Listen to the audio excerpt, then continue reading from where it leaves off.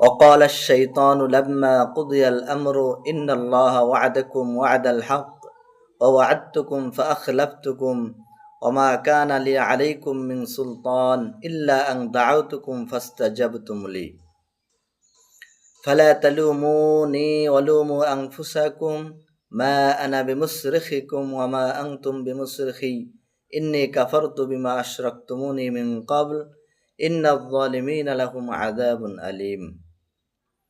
সূরা ইব্রাহিম আয়াত নাম্বার 22। আল্লাহ পাক রব্বুল আলামিন এই আয়াতের ভিতরে শয়তানের বক্তব্যকে তুলে ধরেছেন। শয়তানের বক্তব্য হলো, যখন হাসরের মাঠে বিচার কার্য শেষ হয়ে যাবে, সকল ফয়সালা যখন হয়ে যাবে, জান্নাতীদের জান্নাতের ফয়সালা হবে, যারা জাহান্নামী জাহান্নামের ফয়সালা হবে।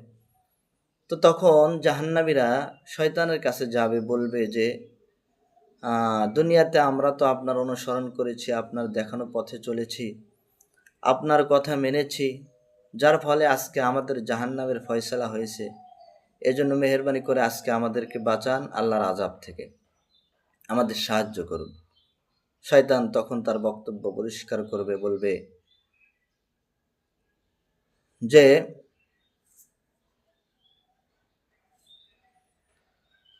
ইন্নাল্লাহা ওয়া'আদাকুম ওয়া'আদাল হক, আল্লাহ তাআলার ওয়াদা সেটাই সত্য ওয়াদা। ওয়া'আদতুকুম ফাআখলাফতুকুম, আমি যে ওয়াদা দিয়েছি সেটা ভঙ্গ করেছি, সেটা মিথ্যা ওয়াদা।